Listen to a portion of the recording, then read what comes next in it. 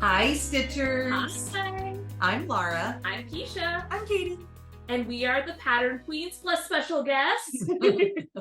And today is Sunday, January 22nd. I forgot the date. That's okay.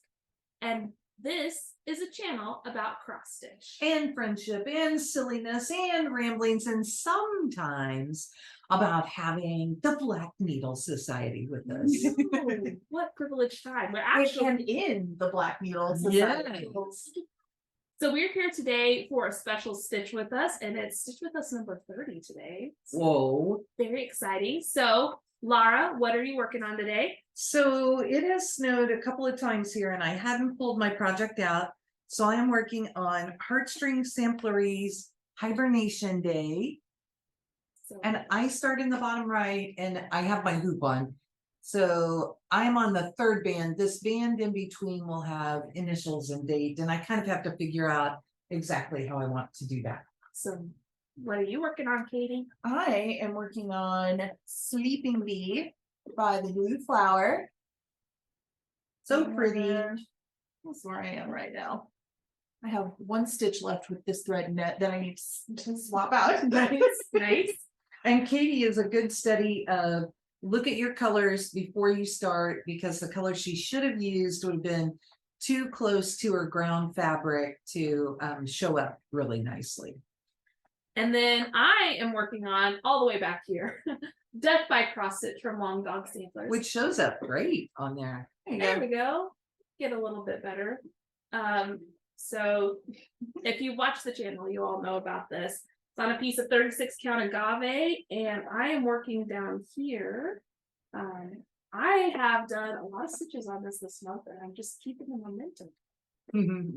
Keisha's challenge group is working out for her. Yes. One of the challenges this month was to stitch 1,937 stitches on a project, because that's the year that The Hobbit came out, and I met that goal yesterday. But there are a couple of other monthly stitch goals that I'm using this for, so we're just gonna keep going. We're gonna keep the momentum going. So if you don't know Katie, you should probably know Katie. She's the one who subbed in for me during Floss Tube maternity leave. But she is, of course, Laura's daughter, and what the creative, the logistical, the planning, the force, The insanity behind the Black Needle Society. The sadistic one who comes up with the stitching challenges for y'all. And just overall good person and the inspiration of a drinking game, Katie Landis. Oh. Take your drinks.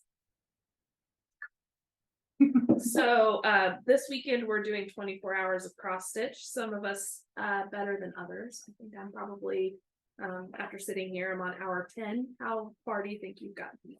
Oh, I would have to look. I think I'm probably up to like hour 13, hour 19 or hour 20. I was thinking about what's on my phone right now, so I think I'm up to about 13 and a half. I might fudge that and say 14, because I remembered overnight that we did get to actually add in some minutes for like breaks and stuff and not have it count against us. So anyway, there's no way I'm getting to 24 hours, but they might. Unless you do what you did last night and you fall asleep with it running. That's true. My stopwatch would tell you that I have stitched for over 20 hours, but that's because I just let it run and realized that I had done that when I woke up. So I have questions today, just some fun questions. So dun dun dun. Well, whoever wants to answer first can answer first, and if you need me to answer the questions.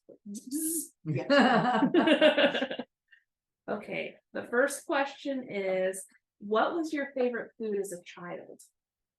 Ooh. I think mine was tacos, because my mom would go in and she would get a skillet out, and eventually she got a taco former, but she used to do it with just 2 forks. And she would put a little bit of hamburger in the bottom of the taco shell and fry those. And then she put them in a big roasting pan, and she would bring in just this huge roasting pan full of tacos, and we would have all the toppings to go on it. So nice. Just lots of fun. And other than that, anything from the garden. Much less healthy. I the first thing that I remember really liking was after naps, I got to have a snack, and I got really excited when it was Dunkaroos. Ah, ooh, yes, yes. Oh, I was always my parents didn't really buy Dunkaroos for me, but my grandparents sure did. My memories of eating there are Dunkaroos and Count Chocula cereal. Well, and they've come back, but they are so expensive now. I'm like, this is not the original price tag on these right, things. right. Why can't I buy this for $1? No. I always really liked taco night whenever I was growing up too, because my parent or we would have either just like ground beef with taco seasoning, or if it was a really special night, we would have shredded chicken Ooh. tacos, and it was always exciting. And then we'd have all of the toppings laid out on the kitchen counter, and you'd go and you'd make your own. But there's also, my parents would always make, like at least once a week, we would have Kraft macaroni and cheese with kielbasa. They would cut it up and they would fry it and they'd put it in the macaroni and cheese, and then we'd have a side of fried potatoes. And so that is kind of the taste of my childhood. The other thing I was going to say for me was when I got sick, Mom would make creamed eggs and toast, and that has still carried into adulthood. Of I need comfort food, or I'm sick and I don't feel good, and I will go in and make that for myself. I actually ended up making that. There was one night recently when the whole family was like, I don't know what I want to eat. Nothing sounds good. And I was like, oh, creamed eggs and toast. I'll make that for me. And then I asked Dad, I was like, Dad, do you want this? And he's like, yeah.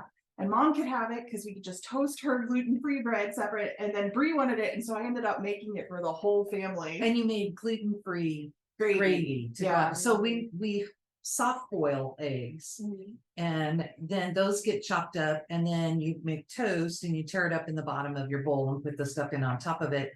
And then we just make a roux. So it's a simple gravy. White, it's like Yeah. that, like a white cream gravy. And put that in on top of it. And that's it. And it is the best thing on okay, I've been sick and my stomach wants something, but not anything that's going to be really hard on it. Yeah, it's really mild, and yeah. Well, it sounds like I need to come to your house whenever I'm sick, because that sounds great. I would eat that right now. Well, and that came from my childhood. My mom fixed that for me after I had been sick. So, Nice. That should have been on our recipe cards. oh man, we could have done that. The next song is, what do you think currently is your most played song? That's funny because you said, okay, the next song is. Oh, the next song. Well, I didn't sing it. I'm so sorry. Wow, our most played song. We don't play a lot of music. Katie and I in the car tend to do a lot of planning for Black Needle. I thought you were going to say something else. We tend to sing along with 90s or 2000s. Oh, we do. country We have music. so much fun. And I think what I enjoy, I like all the Shania Twain songs because Katie knows all of the words to all of them. Oh, And fun. so she's singing at the top of her lungs, and it's just fun to be in the car with her. But I do remember when you were in the car and we did all the Disney music too, and that was fun. So See, it sounds I like sing-along songs. yeah, yeah. I've been listening to Adele, My Hometown, or no, Hometown Glory, I think is the song. Because that one was stuck in my head a week or two ago, so that one was on repeat. Ooh, nice. Mine is definitely James Focus. I usually, if I'm listening to something on my phone, I'm listening to a podcast. And there are several. There's this podcast I've been listening to lately that's called I Love a Lifetime Movie, and it's just two hosts reviewing Lifetime movies, and it's really, really fun for me. But my son has a nighttime routine of songs that we have to listen to. We have to listen to London Bridge is Falling Down. He loves that song. I don't know. It's part of the routine. We also listen to the cleanup song from Barney. Is that it? Yes, because if we play it, he cleans up his room. And so we do that. And then he also every night we have to listen to Shake My Sillies Out by Raffi. And we have to shake our sillies out, do all of the dancing. If my husband or I decide that we would like to be sitting down, James will go, get up. And then we all have to dance. So part of the nighttime routine is a dance. That's fun. Here's a good one. What is one of your favorite quotes? I told Athena this week because we were talking about how, so many people start the year with such huge, big plans and then they get frustrated. Mhm. And one of my very favorite quotes is, man plans, God laughs. And, whatever you substitute in there is fine. But if you think about it, you make all of these great plans and you should just not let things detour you. You should just go with it and enjoy it and figure things out. That's a good one. I don't know. I don't really think about favorite quotes. And I bet the only quotes you have in your head now are the ones that you're going to be putting on patterns. Yeah, right? I'm like, away with the poodles already. But yeah, I'm like, those aren't really my favorite quotes. I don't know. That's not something I think about it. And I know a lot of people do, because I used to work on a book box, and the book box owner had a journal and she collected quotes. She loved them. That was never my thing. Yeah. So all I can think of is, I can't even do it now. There's one about my life in pages or something like that, but I'm not good with the quoting. Although we will quote movies back and forth to each other. Mhm. Yeah. I also like the mother. Cameron sucks. I also like the Mother Teresa. I know that God wouldn't give me more than I could handle. I just wish he didn't trust me so much. That's a good one. One of my very favorite ones is, don't worry about the world ending today. It's already tomorrow in Australia. And that's a Charles Schultz quote. Oh, did that make you think of? Yeah. So yeah, if you're having a really bad day, Alexander and the really horrible, terrible, no good, very bad day. He's like, I think I'll move to Australia. He'll tell you that He'll sometimes. tell you everything that's going wrong, and then he'll say, I think I'll move to Australia. And another one of my favorite ones is, I guess it's not as short and succinct. It's an A.A. Milne, so it's from one of the Winnie the Pooh books. I can't remember which one, but it's Pooh asks Piglet. He says, "What day is it?" And Piglet says, "Today." And then Pooh says, "My favorite day." And I really like to think about that. Well, there's another one that's a Pooh, and it's people say, it's like people say nothing is impossible, but I do nothing all the time. I mean, I could probably fill a book of things from Winnie the Pooh. Oh, yeah. I like to think about my stoutness exercises. Yeah. Up, down, touch the ground. Okay, here's a fun one. What chore do you absolutely hate doing?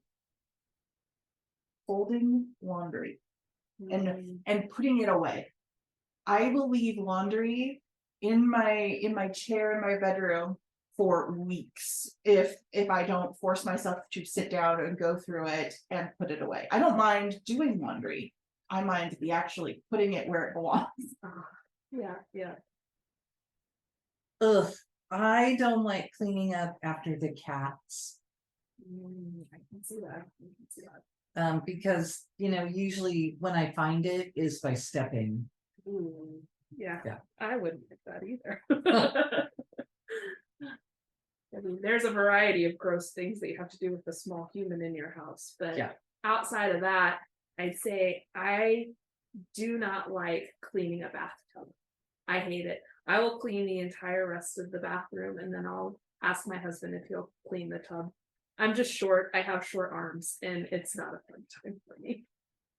I have to get in the tub and scrub. I just don't like it. Not fun, huh? What is your favorite time of day? Ooh.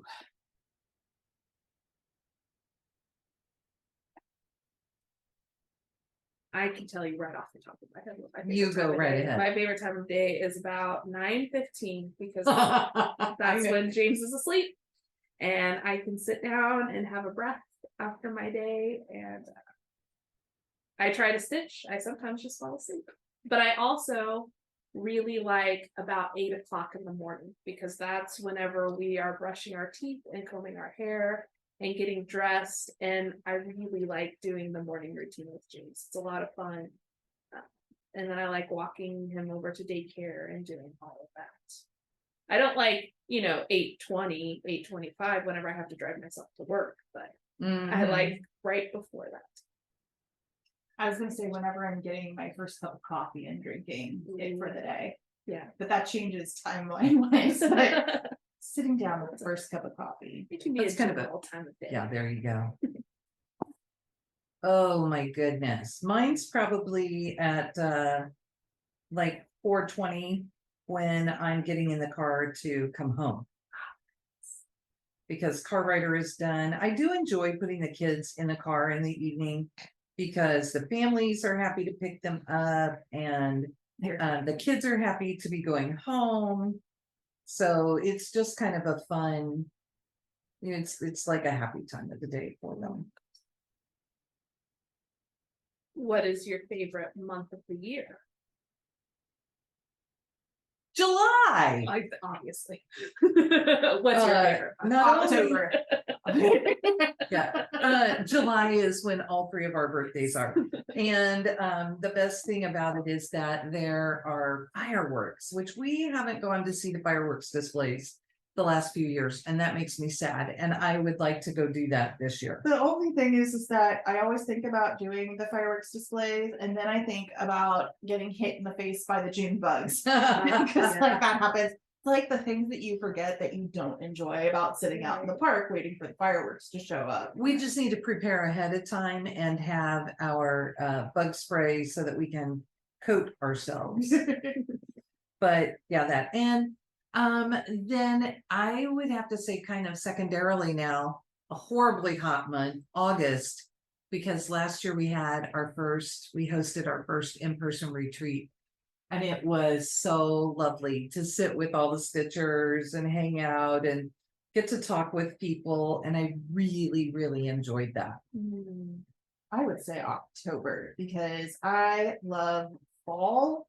And that's the month here that it's still pretty freaking hot at the beginning of it, but somewhere in there it changes. Right. And by Halloween, it's normally cold. It's cold enough that sometimes they think it might snow. And so I love the cold weather. I love the sweaters and the boots and pumpkin spice lattes and all the things and the scary movies. And yeah, that's October. October is my happy time. I also really like July. And it's because it's my birthday month. It was always fun, as a kid, because even if I did summer school was always done by July. So there was no school. I got to just be at home. My birthday's at the end of the month. So I got the 4th of July celebration at the beginning of the month and then my birthday at the end. And now that I'm older and I don't have summer break anymore since I work in a job that doesn't quit for the summer, but I still get the 4th of July off, which is nice. And my son's birthday is in July. And so my husband and I made the decision that we're just every year we're going to take his birthday off and go do something fun just with him, take him out of daycare and go do something fun. So I always look forward to that as well as my birthday. I remember getting a calendar at work toward the end of the year and getting it ready for the next year and just deciding that I really hated May because that was like the one month where you got no days off of work. Because normally there is like one day every month where it's some kind of holiday and you get the day off, and it was like dry season toward the beginning. You do get one in May, but it's the last Monday of the month. It's Memorial Day. Maybe it wasn't May, maybe it was like April. Maybe it was like at the very beginning of the year. See, I have a hard time with March and April. Yeah. Because that's like after coming off of all of the holidays and being off, and then Mhm. I get one day off in January, one day off in February, and there's nothing in March and April for Yeah. me.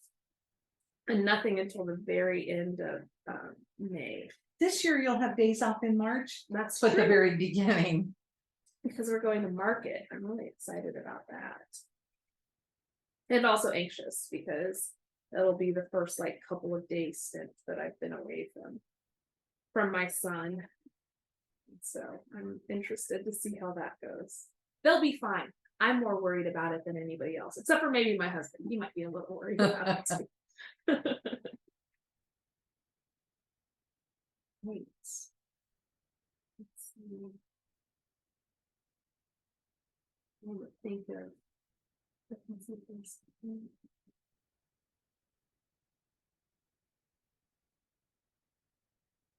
Oh, well, here's a good question for the non-monogamous stitchers.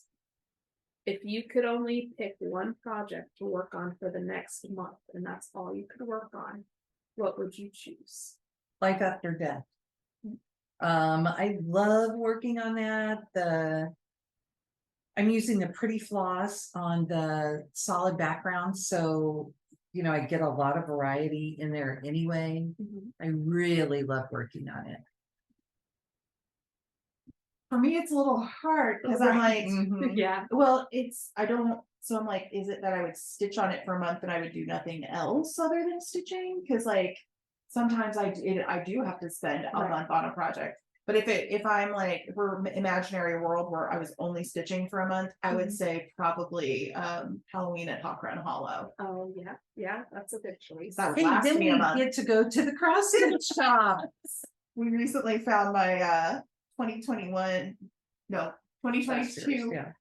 What year is it? What year is it? My 2022 planner for the Black Needle Society, and I had filled out the pages where it's reward yourself, and I had said if I finished one block of Halloween at Hawk Run Hollow, that we got to take a trip to Cecilia's. I did not finish a block of Halloween at Hawk Run Hollow, But we But I did told go her- to Cecilia's a couple of Yeah. times. And I told her she needs to hurry up and complete that one because I'm ready to go.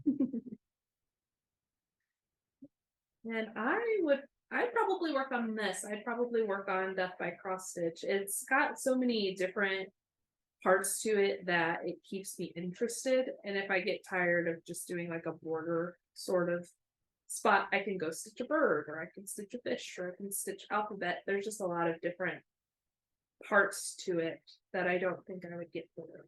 You know what's funny is I don't know that my projects would take a month, most of them. yeah, Yeah, because whenever there are definitely things that I think if I only stitched on this project for like a couple of weeks, I could be done with it. Things that are substantial, and that's interesting to think about that. yeah, because since my stitching time is limited, like I really only stitch. Last year, I really only stitched on Friday nights, and even then, a lot of the time I had to give up Friday nights for Black Needle stuff, like because we would be packing a box the next day, so I would have to print shipping labels, and like we'd have to get them sorted because we would have to do like fabric types, and that's several hours of work. And in order to be ready to pack the next day, I had to give up Friday night stitching. So I didn't actually get a lot of stitching time last year, and so yeah, I'm like during 12 days of stitching for Christmas, I really enjoyed that break time because I do finish a lot of things because like that's all I'm doing because that's my time off.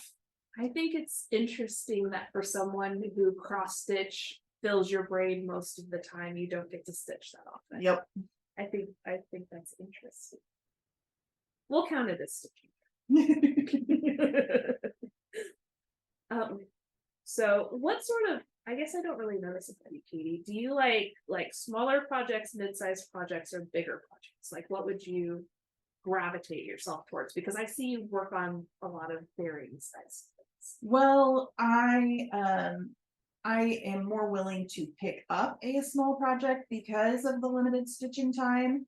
I know that I will be able to finish that at some point during the year, and I for a while really needed that like gratification of Right. I see something actually getting done. Yeah.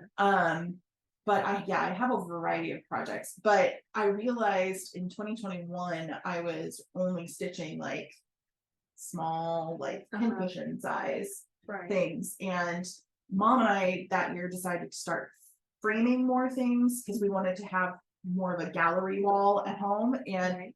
I went through all of my finishes and I was like, there's not really anything that would fit a frame. And so I made it a goal for 2022 to tackle some like mid-sized pieces and larger pieces. One of your goals was to stitch something. 100 by 200 stitches. And I did. We did not keep that piece, but I did do it. I finished an anniversary. It's Shakespeare's anniversary. Wedding sampler. Yeah, right? Shakespeare's wedding sampler for Athena. And we let her frame it. Well, I let her choose what frame and we gave it to her for her anniversary. What about you, Laura? What do you find yourself gravitating toward these days? I think that is, the size doesn't matter. I think when I'm choosing a new project, I'm tending to choose more in like a medium category. Katie and I had a discussion last year where she said, do you really stitch ornaments? Because I own every single Just Cross Stitch ornament issue magazine, and yet I don't think I haven't stitched hardly anything out of it.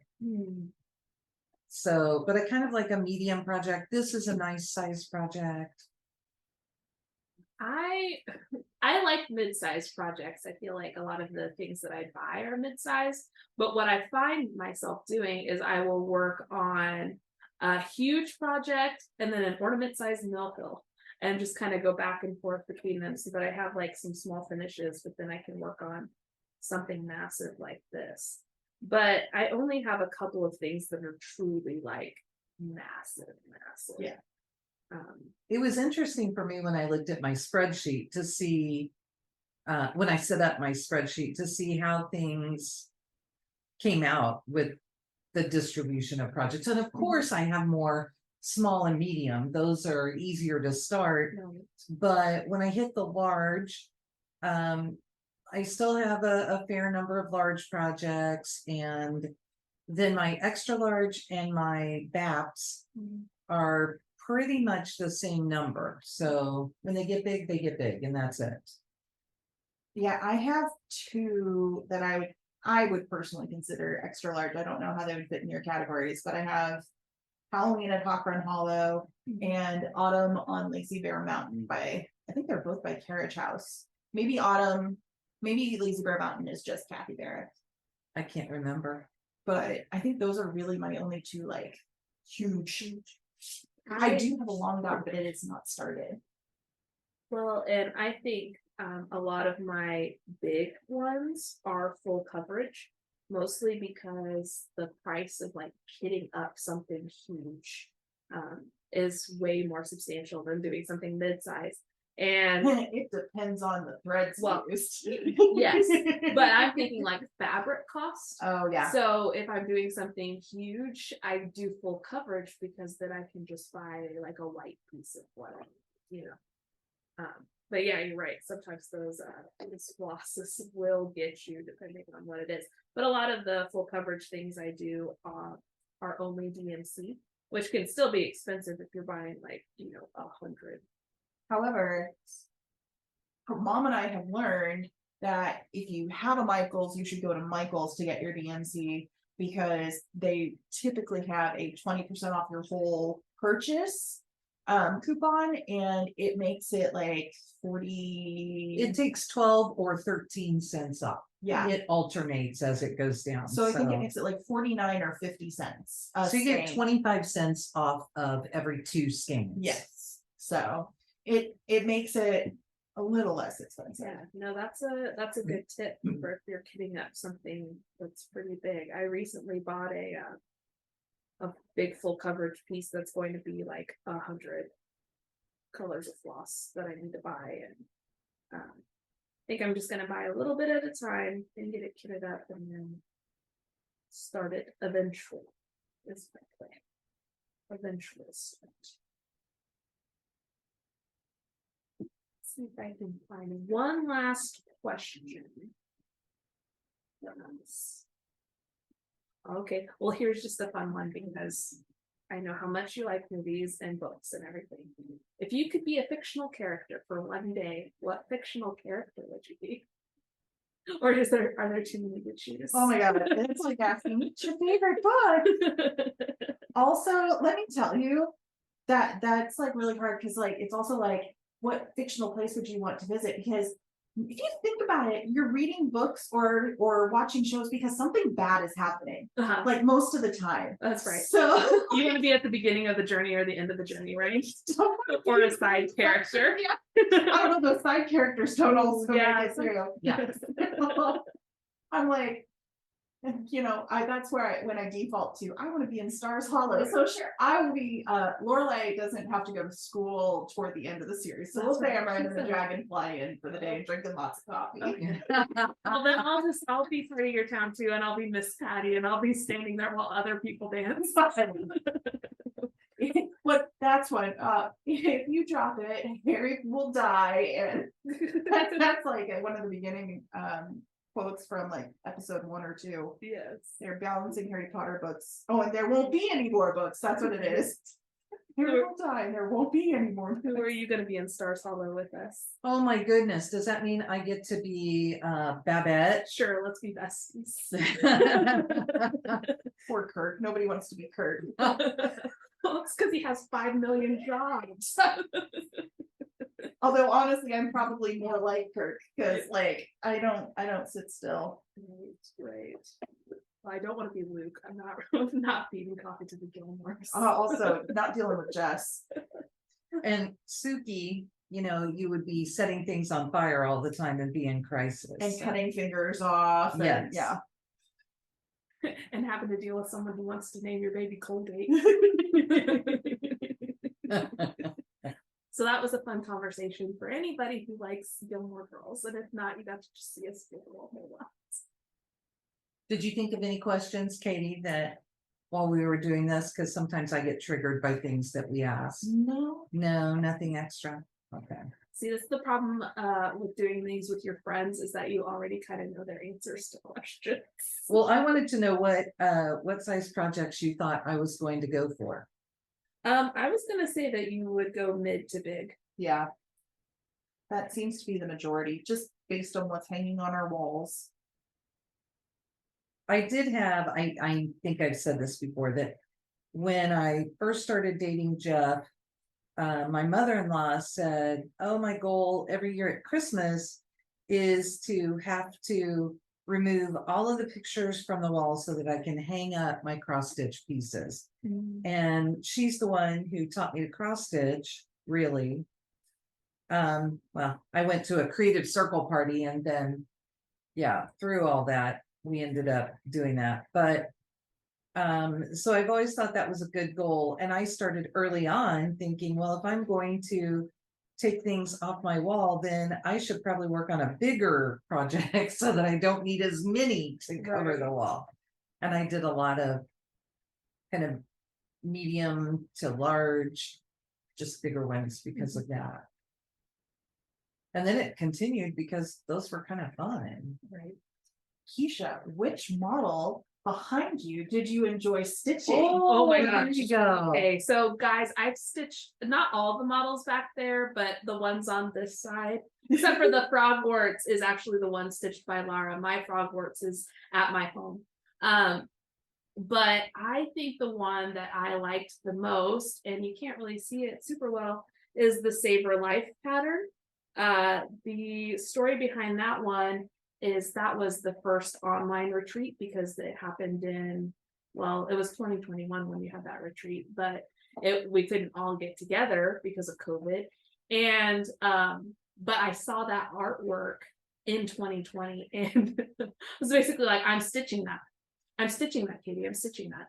And you know, good naturedly, but I really did want to stitch it. And so then it was all put together and put into a pattern and, you know, charted out and everything right after I had a kid. And Katie's like, I know you said that you would do this, but you really don't have to. It's fine. It's fine. I can get someone else. And I'm like, no, I'm going to stitch that. And what I had James in July. I think I got the materials from you in either August or September, and I gave it back to you in March, so I had plenty of time.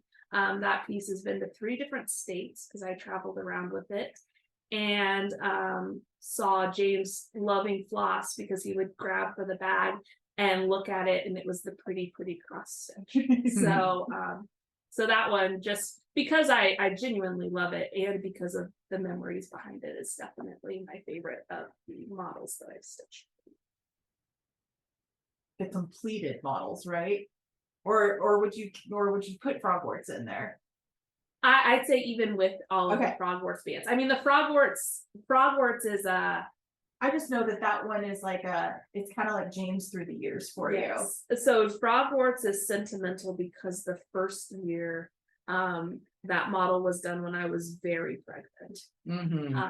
And then it's usually turned in like a couple months before his birthday, so it really is him through the years that I get to think about it. So maybe that big piece, maybe I'll change my mind when it's completely done, because I'm doing each of the years on one big piece. But what's fun for me with that one is that we both model stitched that. That's actually my model up there, and we get to kind of compare notes. And Keisha is a top left starter and I'm a bottom right starter, which Katie loves, because by the time we hit the middle, we've worked it all out. Yes, everything is better. And Katie's gotten to make all of her changes, and she doesn't really have to worry about it, and she can kind of watch how it looks in both versions then. And but it's fun for me because we get to do that one together. The collaborative process among the 3 of us is really a neat thing about that. Well, and it's kind of unique in cross stitch. Like I don't have 2 models of Stars Hollow going. No. And that's my favorite. Yeah, and I feel like most designers don't have 2 models going most of the time. Well, and the reason why 2 models, one is in DMC and one is in overdyed flosses, and one is going to be finished as a great big one, and the other is individual pieces. So the one Keisha's doing, yes, is all of the years together. And yours always stays the parchment fabric, because obviously has to, and Mom's gets to change color every now and then. Yeah, which is really, really cool. I get a little bit jealous of the fun fabric, but I really like the parchment, and it's fun whenever I stitch on it because I don't pull it out all the time. Like usually if I'm not stitching a model, it is safely tucked into a book sleeve, and I do not look at it because I'm terrified that something terrible is going to happen. And so I like to look at it every year and just be like, wow, what an impressive piece this is. With it's probably over 30,000 stitches now. And I always like that you're trying to figure out how to connect them.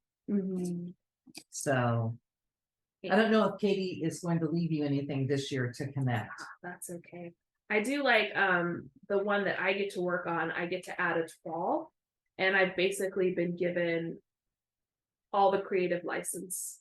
Just put it wherever you want to put it where it makes sense. So it's fun to stitch. And if you need us to go buy more colors, let us know. What do you need this year? We're getting ready to start. It's gonna be sparkly. I always have a good time with that.